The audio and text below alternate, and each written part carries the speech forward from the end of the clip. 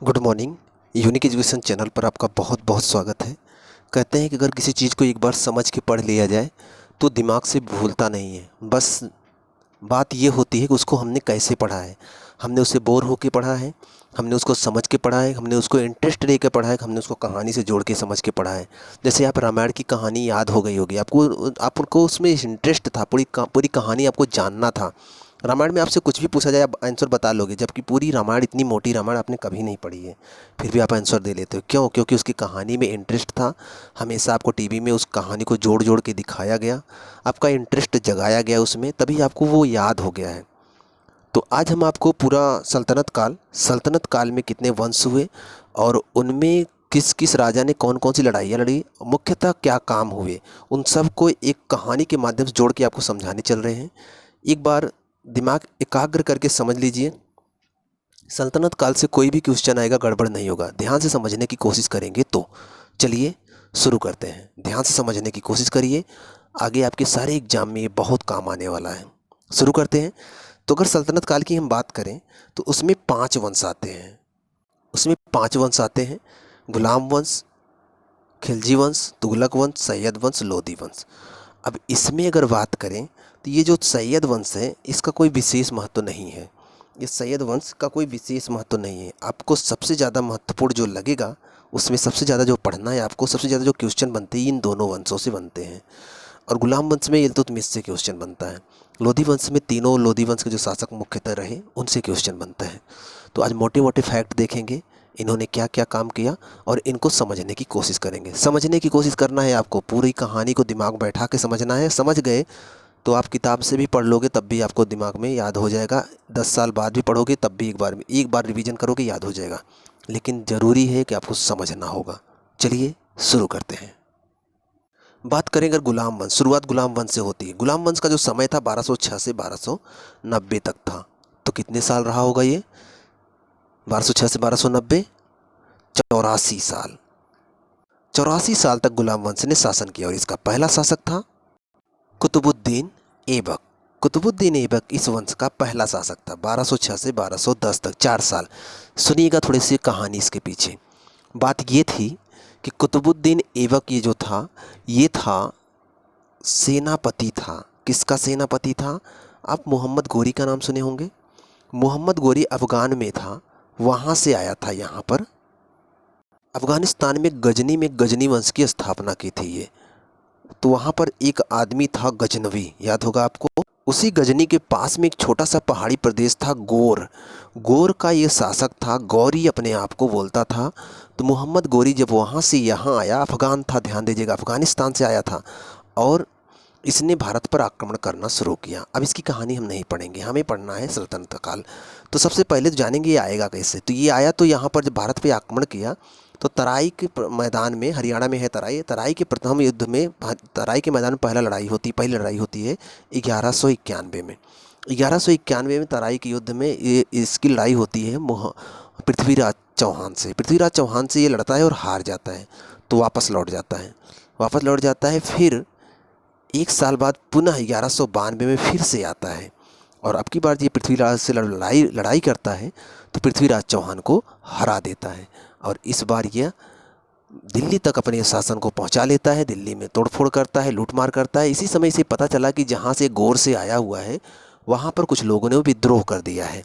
तो यह वहां के साम्राज्य को बचाने के लिए वापस लौटा। तो इधर का जो क्षेत्र ये दिल्ली को जीत चुका था, इधर का क्षेत्र ये दे गया था। इसके पास मुख्यतः 3 सेनापति थे। एक का नाम था ताजुद्दीन एल्दौज, एक का नाम था नासरुद्दीन कुवाचा, एक का नाम था कुतुबुद्दीन ऐबक। 3 सेनापति थे, ध्यान रखिएगा। और ये आया था अफ़गानिस्तान से। अफ़गानिस्तान के जस्ट बाद पड़ता है पाकिस्तान, पाकिस्तान के जस्ट बाद पड़ता है भारत। ध्यान दीजिएगा, मैप में अगर जाएंगे तो अफ़गानिस्तान के जस्ट बाद, जैसे ये भारत हुआ, इसके जस्ट पीछे यहाँ बगल में पाकिस्तान है, इसके जस्ट बगल में अफ़गानिस्तान है। तो इधर पाकिस्तान, पाकिस्तान से भारत। तो ये भारत आया था। तो इसके पास मुख्यतः 3 सेनापति थे। नाम क्या था? एक का ताजुद्दीन एल्दौज, दूसरे का था नासरुद्दीन कुवाचा, तीसरे का नाम था कुतुबुद्दीन ऐबक। अब हुआ क्या कि जब ये वापस लौटा, क्योंकि इसे पता चला गौर में विद्रोह हो गया है, तो ये उस विद्रोह को दबाने के लिए वापस लौटा अफगानिस्तान। जब ये वापस लौटा तो इसने क्या किया कि इधर का क्षेत्र, भारत का जो शासन ये जीत चुका था, भारत में जो इसने जीता था, तराई के युद्ध में पृथ्वीराज चौहान को हराकर, चंदावत के युद्ध में जयचंद को हराकर जो क्षेत्र जीता था उसको दे दिया कुतुबुद्दीन ऐबक को। लो यहाँ पर तुम शासन करते रहो, मैं लौट के आता हूँ। और जो सिंध, अब इधर वापस आएंगे तो पाकिस्तान के क्षेत्र में सिंध प्रांत पड़ेगा, तो सिंध प्रांत का जो शासन जो वहाँ पर जीता था इसने, उसने दे दिया नासिरुद्दीन को बाचा को। लो यहाँ तुम शासन करते रहो, मैं लौट के आता हूँ। और अफ़गानिस्तान क्षेत्र में ये गया और वहीं पर इसकी मृत्यु हो जाती है। तो अफ़गानिस्तान के कुछ क्षेत्र को ये दिया था ताजुद्दीन एल्दौज को। तो क्लियर हो रहा होगा, इधर दिया भारत में दिया कुतुबुद्दीन ऐबक को, सिंध में दिया नासिरुद्दीन को बाचा को, और अफ़गानिस्तान के क्षेत्र में दे दिया ताजुद्दीन एल्दौज को। इस तरह से अपना शासन बांट के चला गया, लेकिन बेचारा लौट के नहीं आया। अब क्या हुआ कि जब यहाँ पर ये गया, वापस लौट के चला गया, तो यहाँ पर ऐबक, हम भारत की बात करते हैं, कुतुबुद्दीन ऐबक ने एक नए वंश की स्थापना कर ली। जब उसे पता चला कि वो मर गया है तो 1206 में एक नए वंश की स्थापना करता है, जिसका नाम रखता है, क्योंकि ये गुलाम था, मोहम्मद गोरी का गुलाम था, इसलिए अपना ये एक नए वंश की स्थापना करता है, गुलाम वंश। और उसमें इसे 1206 में अपने आप को शासक घोषित करता है और एक वंश बनाता है, कुतुबी वंश। तो कुतुबी वंश के तहत कुतुबुद्दीन ऐबक यहाँ पर शासन करना शुरू करता है। आइए ऐबक के बारे में कुछ पढ़ते हैं। अभी तक की जितनी कहानी बताया केवल समझने के लिए बताया, वहाँ से क्वेश्चन नहीं आते हैं। क्वेश्चन अब यहाँ से आएंगे जहाँ से पढ़ने चल रहे हैं। तो अगर बात करें कुतुबी वंश या फिर गुलाम वंश की, तो इसको बोलेंगे इस वंश की स्थापना कुतुबुद्दीन ऐबक ने किया था। इसने अपनी राजधानी लाहौर में बनाई। लाहौर कहाँ है? पाकिस्तान में। और इसी के दानशीलता, मतलब बहुत दान करता था ये, तो इसकी दानशीलता के कारण इसे लाख बख्श कहा जाता था, ये भी जानते रहिएगा। और ये कुरान बहुत सुरीली आवाज़ में पढ़ता था, मतलब कुरान जानते हो आप, धार्मिक ग्रंथ है मुस्लिमों की, तो यह बहुत सुरीली आवाज़ में कुरान गाता था, इसलिए इसे कुरान खान भी कहा जाता था। जानते रहेंगे इसको भी, ये सब पूछा जाता है क्वेश्चन। ऐबक का जो अर्थ होता है वो होता है चंद्रमा का देवता। तो चंद्रमा का देवता होता है ऐबक का अर्थ, जो इसका नाम था ऐबक, उसका अर्थ होता है चंद्रमा का देवता। और यह न्यायपूर्ण राजा भी कहा जाता है। यह न्यायपूर्ण राजा मतलब कि न्याय करता था, तो न्याय बहुत अच्छे से करता था, इसलिए इसे न्यायपूर्ण राजा भी कहा जाता है। इसने, अब ये चाहता था जो ताजुद्दीन एल्दौज से शासन, मतलब ताजुद्दीन एल्दौज जो अफ़गानिस्तान में शासन कर रहा है, वहाँ से आक्रमण, ताजुद्दीन एल्दौज जिसके ऊपर आक्रमण ना करे, तो इसने क्या किया कि अपनी पुत्री का विवाह कर दिया और अपनी बहन की शादी इसने नासिरुद्दीन कुबाचा से कर दिया, जो कि सिंध प्रांत में शासन कर रहा था। अगर रिश्तेदार वो लोग बन जाएंगे, सिंपल सी बात है, आक्रमण नहीं करेंगे। याद होगा आपको, ताजुद्दीन एल्दौज, नासिरुद्दीन कुबाचा और कुतुबुद्दीन ऐबक, ये तीनों ही मोहम्मद घोरी के सेनापति थे। मोहम्मद घोरी ने इन तीनों को अपना अपना एक क्षेत्र दिया था। लेकिन जब मोहम्मद घोरी की मृत्यु हो जाती है, कुतुबुद्दीन ऐबक अपने आप को भारत में शासक बनाता है, तो वो चाहता था कि नासिरुद्दीन कुबाचा और ताजुद्दीन एल्दौज भारत पर आक्रमण ना करें। इसके लिए उसके पास एक ही रास्ता था कि वो उनको रिश्तेदार बनाए, इसलिए उसने ताजुद्दीन एल्दौज की पुत्री से विवाह कर लिया उसने, और अपनी बहन की शादी नासिरुद्दीन कुबाचा से कर दिया। तो क्या हो गया? राज्य सुरक्षित हो गया, क्योंकि वो अब रिश्तेदार हो गया है, तो सिंपल सी बात है, वो लोग आक्रमण इसके ऊपर नहीं करेंगे। अभी हम बात कुतुबुद्दीन ऐबक की कर रहे हैं, कहानी समझिएगा। ऐबक ने क्या किया, जब भारत में शासन करने लगा तो उसने कुव्वत उल इस्लाम मस्जिद बनवाई। कहाँ बनवाई है? दिल्ली में बनवाई। इसने दिल्ली में ही कुतुब मीनार बनवाया, शुरुआत किया था लेकिन पूरा बनवा नहीं पाया था। और किसकी याद में बनवाया था? इसने, इनका एक गुरु था, उसका नाम था कुतुबुद्दीन बख्तियार काकी, उसी की याद में इसने कुतुब मीनार की शुरुआत की थी।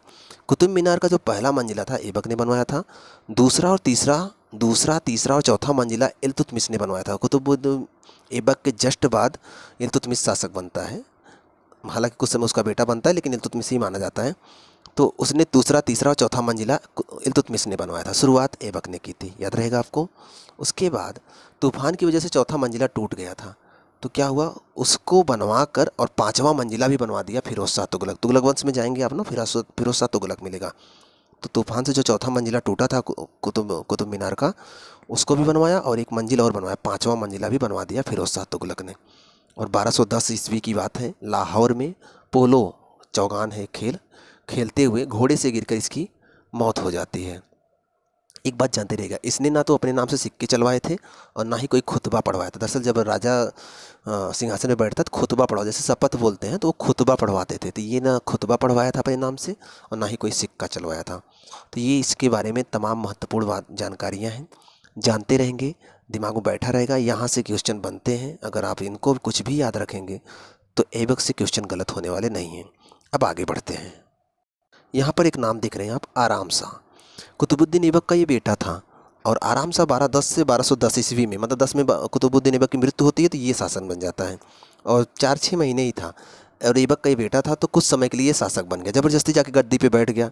लेकिन जनता चाहती थी कि इल्तुतमिश बने। इल्तुतमिश क्या था, वो कुतुबुद्दीन ऐबक का दामाद था और गुलाम था, उसको वह उनका गुलाम था। और इल्तुतमिश की से अपनी बेटी का इन्होंने शादी किया, तो उसका दामाद भी था। तो इल्तुतमिश, जनता चाहती थी कि इल्तुतमिश एक योग्य शासक है, वही शासक बने, लेकिन आराम से ज़बरदस्ती गद्दी पे बैठा था। तो इसके मरने के बाद, मतलब कि ऐबक के मरने के बाद आराम शाह शासक बन गया। तो इल्तुतमिश चाहता था कि मैं शासक बनूं। तो इल्तुतमिश ने क्या किया, आराम शाह को दिल्ली के निकट एक जड़ नामक स्थान है, वहीं पर युद्ध में इसको हराकर इसकी हत्या कर दिया। और ये क्या हुआ कि गद्दी पे बैठ गया, मतलब कि इल्तुतमिश शासन करने लगा। तो जब इल्तुतमिश शासक बना, तो उस समय से एक नया वंश चला, शमसी वंश। ऐबक के समय में कुतुबी वंश था, इल्तुतमिश के समय में शमसी वंश था। आपको कुतुबी वंश, शमसी वंश ना भी याद रहे तो उसके लिए परेशान मत होइएगा, ये सब पीसीएस में पूछा जाता है। आपको केवल याद रखना है कि ये सब गुलाम वंश में है, इसको जानते रहेगा। अब जब इल्तुतमिश शासक बना, तो यह शमसी वंश की स्थापना करता है, जो कि 1210 से 1265 तक चलता है शमसी वंश। लेकिन इल्तुतमिश का जो समय था वो 1210 से 1235 तक था। ठीक, याद रहेगा। सॉरी, 1210 से 1236 तक था इल्तुतमिश का समय। उसके बाद रजिया आती है। सुनिएगा इल्तुतमिश के बारे में थोड़ा सा। इस वंश का संस्थापक, मतलब कि जो कुतुबी वंश बना है, तो इसमें जो संस्थापक मान लो आप इल्तुतमिश ही था। आप केवल ये जानो कि ये गुलाम वंश में है, बस इतना जानते रहिएगा। यह ऐबक का गुलाम था और इलवारी तुर्क था। तुर्कों में कई प्रजातियां होती हैं, जैसे अगर आप इल्तुतमिश की बात करेंगे ना, तो वो इलवारी तुर्क था। और अगर गयासुद्दीन की बात करेंगे ना, तो करौना तुर्क था। अगर आप बाबर की बात करेंगे ना, बाबर जो मुगल वंश में था, वो चगताई तुर्क था। आप ये सब सुनते होंगे नाम, तो ये तुर्कों की कई प्रजातियाँ, तो ये उनके अंतर्गत आता है। तो ऐबक ने अपनी बेटी की शादी इल्तुतमिश ने की थी से किया था। सिंपल सी बात है, इल्तुतमिश उसका दामाद हुआ। इल्तुतमिश ने क्या किया, इसने अपनी राजधानी लाहौर से हटाकर दिल्ली कर दी। सुनिएगा ध्यान से, बहुत इंपॉर्टेंट फैक्ट है। ऐबक की राजधानी लाहौर थी, अभी आपने पढ़ा। ये पहली बार किसी ने दिल्ली को राजधानी बनाया, किसी सुल्तान ने, तो कुल इल्तुतमिश। ये बहुत बार पूछा गया क्वेश्चन है, याद रखिएगा। इल्तुतमिश ने राजधानी लाई दिल्ली, याद रखिएगा। इसने अपने क्षेत्र को 40 सरदारों में बांट दिया, जिसे तुर्कान ए चिहलगानी कहा जाता था। क्वेश्चन आता है, तुर्कान ए चिहलगानी की स्थापना किसने की, या फिर तुर्कान ए चिहलगानी को किसने स्थापित किया, किसने बनाया? तो इल्तुतमिश ने बनाया। क्या था इसमें? 40 तुर्क सरदारों का एक संगठन था, जिसके माध्यम से इल्तुतमिश शासन करता था। 40 दिल्ली के अमीर लोग थे, जिनका एक संगठन बनाया, उसी के माध्यम से इल्तुतमिश शासन करता था। तो इसको क्या बोलते थे? तुर्कान ए चिहलगानी, याद रहेगा। इल्तुतमिश ने जब शासन करना शुरू किया, तो इसने क्या किया, चांदी का टंका चलवाया और तांबे का जीतल चलवाया। जो मुद्राएं चलती थी इसके समय में, उसको जो चांदी का चलता था उसे टका बोलते थे, टंका, और जो तांबे का चलता था उसे जीतल बोलते थे, याद रहेगा आपको।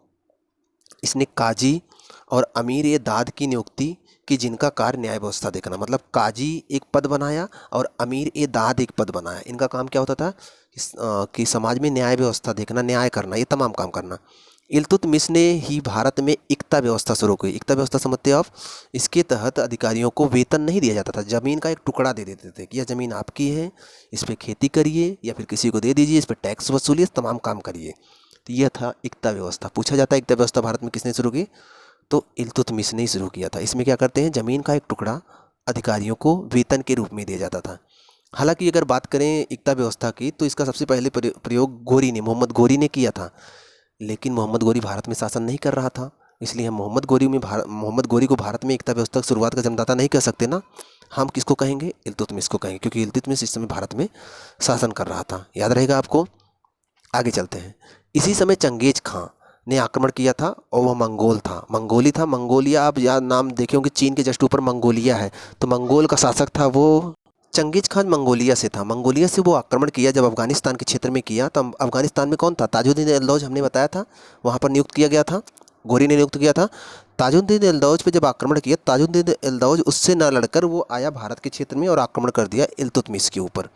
तो तराई के क्षेत्र में, हरियाणा के तराई के क्षेत्र में इल्तुतमिश की सेना और ताजुद्दीन एल्दौज की सेना आमने सामने हुई। 1215 की बात है, और ये तराई का तृतीय युद्ध हुआ था। ये पूछा जाता है, तराई का तृतीय युद्ध किसके किसके बीच हुआ था? पहला दूसरा सबको याद है कि मोहम्मद गोरी और पृथ्वीराज चौहान, लेकिन तीसरा इल्तुतमिश और ताजुद्दीन एल्दौज के बीच में होती है तराई की तृतीय युद्ध 1215 ईस्वी में। और ताजुद्दीन एल्दौज हार जाता है और इल्तुतमिश उसकी हत्या कर देता है। इल्तुतमिश ने कुवाचा पर भी आक्रमण, नासिरुद्दीन कुवाचा याद होगा आपको, जो सिंध प्रांत में था, जिसे नियुक्त किया था मोहम्मद गोरी ने। इल्तुतमिश ने उस पर भी आक्रमण करके उसे भी मार डाला, और कहीं कहीं मिलता है कि उसने आत्महत्या कर दिया। और खलीफा मंसूर से इल्तुतमिश ने भारत इल्तुतमिश को भारत के सुल्तान की उपाधि दी। दरअसल उस समय खलीफाओं का बड़ा वर्चस्व था। खलीफा जिसको सुल्तान की उपाधि देते थे वो पूरे विश्व का, मतलब पूरे विश्व में मुसलमानों का एक मुख्य रूप से सुल्तान के रूप में मान्यता प्राप्त हो जाता था, क्योंकि वो जो खलीफा होते थे पूरे विश्व के मुसलमानों के धार्मिक गुरु होते थे। तो खलीफा ने इससे पहली बार सुल्तान की उपाधि दी थी, इसलिए यह उपाधि पाने वाला यह पहला शासक था, इसलिए इसे दिल्ली सल्तनत का वास्तविक संस्थापक माना जाता है। ध्यान दीजिएगा, एक क्वेश्चन पूछा जा चुका है, पीसीएस में पूछा गया था कि दिल्ली सल्तनत का वास्तविक संस्थापक कौन है, तो कौन है? इल्तुतमिश है, क्योंकि इसे खलीफा ने सुल्तान की उपाधि की मान्यता दी थी और ऐबक को, कुतुबुद्दीन ऐबक को ऐसा नहीं मिला था, तो याद रहेगा। और इसे गुलामों का गुलाम भी कहा जाता है, क्योंकि गुलाम जो ऐबक था वो गोरी का गुलाम था, और गोरी का गुलाम ऐबक था, ऐबक का गुलाम इल्तुतमिश था, इसलिए इसे गुलामों का गुलाम भी कहा जाता है। ये तमाम फैक्ट हैं जो पूछे जाते हैं, इसलिए मैं इसको बता रहा हूँ, ध्यान दीजिएगा। 1232 में इसने ग्वालियर पर आक्रमण किया और वहाँ से एक गुलाम खरीदा था जिसका नाम था बलबन। ध्यान दीजिएगा, इल्तुतमिश ने ही बलबन को खरीदा था, और इसने उज्जैन के महाकाल मंदिर में तोड़फोड़ भी किया था बलबन ने, याद रखिएगा। तो 1232 में इसने बलबन को खरीदा था, कहाँ से? ग्वालियर से। याद रखिएगा, बलबन आगे शासक बनेगा, इसलिए बलबन को आपको जानना बहुत जरूरी है। उज्जैन में महाकाल का मंदिर है, ये तो आप जानते हो। अब कुछ इल्तुतमिश के कार्य समझ लीजिए। इल्तुतमिश ने क्या किया था? सुल्तानगढ़ी का मकबरा दिल्ली में बनवाया था। इसने मुइज़-ए-मदरसा की स्थापना दिल्ली में की थी। इसने अतारकिन का दरवाज़ा बनवाया था जो कि नागौर में है। इसने बदायूं का जामा मस्जिद बनवाया था, बदायूं उत्तर प्रदेश में है। इसके समय में अवध में पृथु विद्रोह हुआ था। तो ये तमाम चीज़ें हुई थी इल्तुतमिश के समय में। आइए आगे बढ़ते हैं। इल्तुतमिश की मृत्यु के बाद क्या हुआ कि इल्तुतमिश का एक बेटा था, उसका नाम था रुकनुद्दीन फिरोज, और उसकी एक बेटी थी, उसका नाम था रजिया। रजिया बहुत बहादुर लड़की थी। रुकनुद्दीन फिरोज एक आलसी लड़का था, काम नहीं करता था, किसी चीज़ में वो जानकार नहीं था, घुड़सवारी या तलवारबाजी में बहुत कमज़ोर था। तो जनता चाहती थी कि रजिया शासक बने, और लेकिन ये ज़बरदस्ती इल्तुतमिश के मरने के बाद ये जाके गद्दी पे बैठ गया, मैं ही राजा बनूंगा, मैं बेटा हूँ, लड़की राजा नहीं बनेगी। तो क्या हुआ कि इल्तुतमिश के पुत्र था, इल्तुतमिश चाहते थे कि रजिया सुल्तान बने, लेकिन ये ज़बरदस्ती बैठ गया। तो क्या हुआ कि रजिया ने जनता से सहयोग मांगा कि हमें आप शासक बनाइए, जनता समर्थन करे। तो जनता ने समर्थन किया और रजिया जो है शासक बनती है। इसका समय था 1236 से 1240। एक बात तो समझिएगा, हमारे समाज की मानसिकता इतनी ख़राब है कि वो कोई महिला, दरअसल भारत जो है एक पुरुष प्रधान देश है। अब यहाँ कोई महिला किसी पुरुष पे शासन कर ले, ये तो पुरुषों के लिए बड़ी गलत बात थी। पुरुष बर्दाश्त कैसे करेंगे कि महिला उन पे शासन कर रही है? ये तो बड़ी आम धारणा थी। और किसी भी समाज में महिला अगर आगे बढ़ने लगती है तो सबसे ज़्यादा अगर दुखी कोई होता है तो पुरुष समाज होता है, क्योंकि पुरुषों ने हमेशा ही महिलाओं को दबाए रखा है, हमेशा उन्हें घर में कैद रखा है। अगर महिला बाहर निकल कर समाज में उनके ऊपर शासन करने लगी तो एक डर सा उनको होने लगता है। तो यही डर यहाँ दिखने लगा। रजिया जैसे सुल्तान बनी तो दिल्ली के जो तुर्कान चहलगानी की व्यवस्था किए थे इल्तुतमिश, वो 40 सरदार थे, वो भड़क गए कि ये एक लड़की हम पर शासन करेगी। तो क्या हुआ, धीरे धीरे विद्रोह होने लगा। हालांकि ये तो शासक बन गई, और इस सुल्तान बनने पर ये तुर्कान चहलगानी इसका विरोध करने लगे। जैसे ये सुल्तान बनी, रजिया की बात मैं कर रहा हूँ, रजिया जैसे ही सुल्तान बनी, तुर्कान चहलगानी के जो 40 लोग थे इसका विरोध करने लगे। रजिया के कई सेनापति थे, जिसमें अमीर-ए-हाजिब, एतगीन, अमीर-ए-आखुर, ये तमाम लोग थे। और ये जो अमीर-ए-आखुर था, ये रजिया को घोड़े पे चढ़ने में सहायता करता था। अब अगर किसी लड़की को कोई लड़का घोड़े पे चढ़ने में सहायता करे, एक बार कर दे तो अलग मैटर है, लेकिन हमेशा अगर घोड़े पे उसे उठा उठा के बैठाए तो लोग अलग ही सोचेंगे उसके बारे में। सिंपल सी बात, आप भी समझदार हो। तो रजिया को घोड़े पे बैठने में सहायता देता था, इसलिए इसको रजिया का प्रेमी कहा जाता था। सिंपल सी बात है, वैसे भी लोग समझेंगे। अगर कोई एक ही आदमी हमेशा रजिया को घोड़े पे बैठने में सहायता प्रदान करे, उतरने में सहायता प्रदान करे, घोड़े पे उठा के बैठाए, घोड़े पे साथ में बैठ जाए, तो ये तमाम चीज़ें एक बात इशारा करती है कि ये इसका प्रेमी ही होगा, नहीं तो इतनी इज्जत तो कोई देगा नहीं। और इतना अगर ये प्रेमिका नहीं होती तो इतना एक ही आदमी से इतने लगाव क्यों रखती? सिंपल सी बात है। तो ये समाज में फैला हुआ था कि ये रजिया का प्रेमी था। अब रजिया का एक अन्य नाम भी मिलता है, जानते रहेगा, उम्मदत-ए-मिसवा के नाम से भी इसे जाना जाता है। और रजिया के समय में भटिंडा में एक आदमी ने विद्रोह कर दिया था, तो उस विद्रोही को मारने के लिए भटिंडा गई थी। वहाँ का शासक जो था वो तुर्कान चहलगानी का सदस्य था, उसका नाम था अल्तोनिया। अब तुर्कानी चिहलगानी वाले तो इसका विरोध ही कर रहे थे, तो वो जो है इसके खिलाफ हो गया अल्तुनिया, और अल्तुनिया से युद्ध हुआ और रजिया हार गई। और उसने अल्तुनिया ने क्या किया, रजिया को उठा के जेल में डाल दिया। बाद में रजिया ने अल्तुनिया से शादी करने का प्रस्ताव रखा और दोनों ने शादी का प्रस्ताव रखकर शादी कर लिया। तो जिससे क्या हुआ कि अल्तुनिया ने उसको छोड़ दिया और अपनी बीवी बनाकर वापस दिल्ली चल दिए। लेकिन रास्ते में कुछ लुटेरों ने इसको घेर कर हरियाणा के पास कैथल में हत्या कर दी। और कहीं कहीं भी मिलता है कि जाटों ने हत्या की है, कहीं कहीं मिलता है कि लुटेरों ने हत्या की है, क्लियर नहीं है, लेकिन रजिया मार दी जाती है। कब? 1240 में। इस तरह रजिया की हत्या हो जाती है और दिल्ली पर एक नया शासक आता है, मोइजुद्दीन बहराम शाह। मोइजुद्दीन बहराम शाह कहा जाता है कि ये 1240 से 42 तक शासन किया, और ये भी कहा जाता है कि रजिया के मरवाने में यही शामिल था और इसके बाद ही शासक बना। इसी के समय में नाइब मामलिकात का नया एक पद बनाया गया था, जिस पर बैठने वाला पहला व्यक्ति का एतगिन, नाम याद रखिएगा, एतगिन जो है उस पद पर बैठने वाला पहला व्यक्ति था। और ध्यान दीजिएगा, कुछ समय बाद इसकी मृत्यु हो जाती है। उसके बाद जो शासक बनता है वो बनता है अलाउद्दीन मसूद शाह। 1242 से 1246, 4 साल के लिए बनता है और कोई विशेष काम नहीं करता। यह बहराम शाह का पौत्र था। बहराम शाह याद होगा आपको, पीछे पड़ चुके हैं। और इसी के समय में तुर्कानी चिहलगानी का सदस्य बलबन था। तुर्कानी चिहलगानी अभी ख़त्म नहीं हुआ है, इसके समय में तुर्कानी चिहलगानी का सदस्य बलबन था। बलबन ने इल्तुतमिश के पौत्र नासरुद्दीन और उसकी माता को मिलाकर षड्यंत्र के द्वारा मसूद शाह को गद्दी से हटा दिया। तो बलबन तुर्कानी चिहलगानी में था, उसने एक षड्यंत्र रचा और मसूद शाह को गद्दी पर से हटा दिया और बनाया किसको नया शासक? नया शासक बनता है नासरुद्दीन महमूद शाह। ये नासरुद्दीन महमूद, यही सबसे इम्पोर्टेंट है, नासरुद्दीन महमूद। अब जब इसको शासक बनाया बलबन ने, तो इससे अपनी बेटी का शादी कर दिया और क्या किया कि सारे काम, राज्य के प्रशासन का सारा काम बलबन अपने हाथ में ले लिया और इससे अपनी बेटी का शादी कर दिया और बोला कि जाओ तुम धार्मिक, बहुत धार्मिक प्रवृत्ति का व्यक्ति था। जानता था बलबन कि ये कोई काम करेगा नहीं, धर्म में ही बिजी रहेगा। ये क्या करता था? टोपी सिलता था, टोपी सिलकर जीवन व्यतीत करता था। मतलब राजा केवल नाम का था, सारा काम बलबन देखता था। तो बलबन इसके नाम पे सारा काम देखता था। यह धार्मिक प्रवृत्ति का था, किसी का लेना देना इससे मतलब नहीं था। ये चाहता था जितना कमाऊँ उतना ही खाऊं, इसी पे सोचता था, ऐसा ही सोचता था, इसलिए टोपियाँ सिलकर बेचता था और उससे ही अपना जीवन चलाता था। और इसका जो प्रधानमंत्री उस टाइम था वो बलबन था। बलबन ने अपनी बेटी की शादी इससे कर लिया और पूरा प्रशासन अपने हाथ में ले लिया। तो याद रहेगा, ये नासरुद्दीन महमूद बहुत इंपॉर्टेंट है। पूछा जाता है क्वेश्चन कि कौन सा शासक टोपी सिलकर अपना जीवन व्यतीत करता था, तो वो था नासरुद्दीन महमूद। क्लियर रहेगा। नासरुद्दीन महमूद जब 1265 में उसकी मृत्यु हो जाती है, तब एक नया शासक आता है, बलबन। अब हम पढ़ेंगे बलबन को। 1266 से 1286 तक बलबन था। सोचिए, 20 साल तक शासन किया और एक वंश बनाया, बलबनी वंश। ध्यान दीजिएगा, भले अलग अलग वंश पढ़ रहे हैं, लेकिन ये सब आते हैं गुलाम वंश के अंतर्गत ही।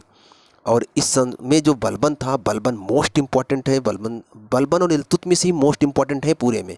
आप इन्हीं दो को जानते रहेगा। बलबन के बारे में अगर पढ़ें तो बलबन जैसे ही शासक बना, इसने दल चालिसा जो तुर्कानी चालिसा था, जिसमें 40 तुर्क सरदार थे, उसको समाप्त कर दिया। सिंपल सी बात है, देख रहा था बहुत विद्रोह हुआ था इस संगठन से, तो इसने समाप्त किया। तो बलबन ने दल चालिसा को समाप्त कर दिया क्योंकि यहाँ से विद्रोह हो सकता था। बलबन ने सेना का अलग विभाग बनाया, सेना के लिए एक विभाग बनाया जिसका नाम था दीवान ए अर्ज। बलबन ने गुप्तचर विभाग बनाया जिसका नाम था दीवान ए बरीद। यह खुद को जिले इलाही कहता था, जानते रहेगा। यह रक्त और लौह की नीति अपनाया था। लौह रक्त की नीति अपनाने वाला पहला दिल्ली शासक बलबन। अर्थात क्या था जानते हैं? तलवार के बल पर डरा कर लोगों को रखता था।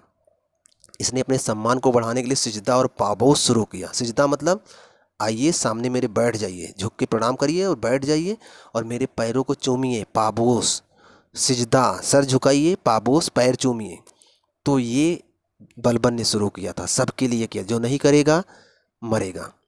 भारत में नवरोज त्यौहार पारसी त्यौहार है, इसकी शुरुआत बलबन ने की थी। ध्यान दीजिएगा, आप आगे जब जहांगीर पढ़ेंगे ना, तो उसमें आप पढ़ेंगे नवरोज के त्यौहार पर ही जहांगीर ने अपनी प्रेमिका को देखा था, जिसके लिए वो पागल हुए थे और जिसके लिए अकबर ने उसकी प्रेमिका को दीवालों में चुनवा दिया था। पढ़े होंगे आप, तो नवरोज त्यौहार पर ही देखा था।